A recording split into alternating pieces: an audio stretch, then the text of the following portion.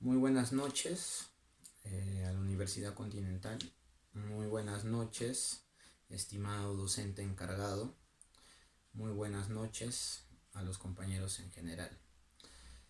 Con el apoyo de mis compañeros de grupo, en esta oportunidad me toca exponer lo que son las variables que afectan la atención.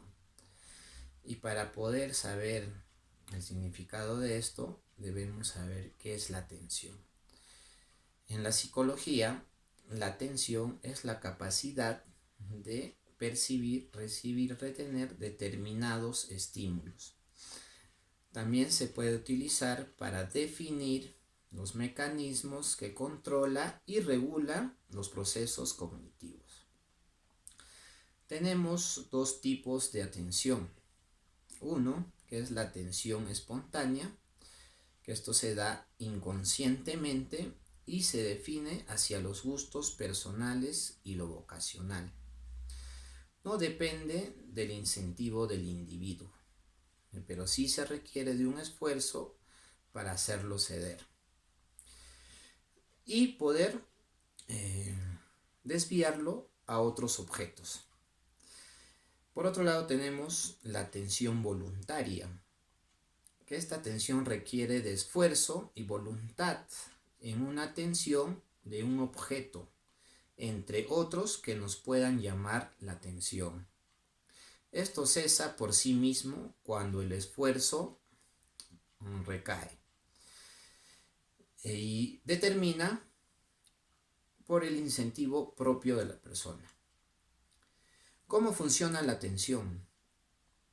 Son dos procesos fisiológicos que se determinan. Por un lado tenemos el acomodamiento de los órganos sensoriales, que son la vista, el oído, y por otro lado tenemos el acomodamiento anticipado que proviene de la corteza cerebral, es decir, se prepara para recibir y procesar la información.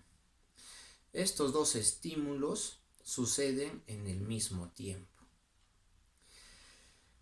Es así que tenemos dos variables que afectan directamente la atención y que toman una fuerza importante en la capacidad de centrar la atención. Entre ellos tenemos las variables internas o psicológicas, que son factores que se encuentran dentro de sí mismo de cada persona.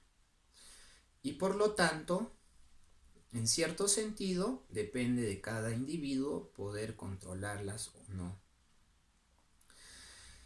Y por ejemplo tenemos las tensiones, los problemas, las presiones, las emociones que se puedan suscitar a lo largo de la vida diaria.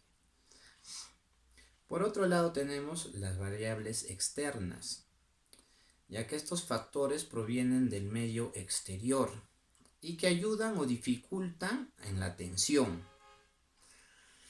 Y por ser un estímulo que viene del exterior se puede manejar o ignorar y para poder tener una mayor atención en las cosas que hacemos. Por ejemplo, tenemos unas distracciones auditivas, que son las radios, la televisión, conversaciones o ruidos. Tenemos las distracciones visuales, que son pósters, recuadros, trofeos, el internet, revistas, entre otros. Y la mala organización, que es no tener las herramientas adecuadas para hacer un buen trabajo o no tener un ambiente adecuado para un estudio.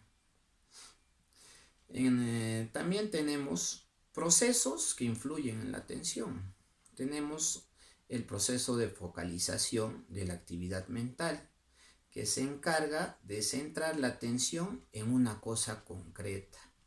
Por ejemplo, cuando el profesor explica en una clase.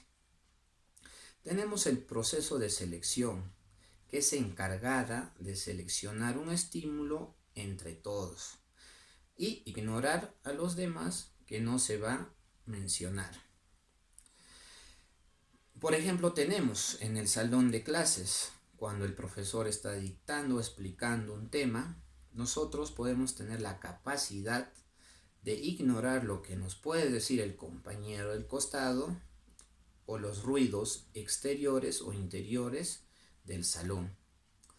Tenemos el proceso distributivo, de distribución, que esto se pone en marcha cuando debemos tener atención en diferentes estímulos al mismo tiempo.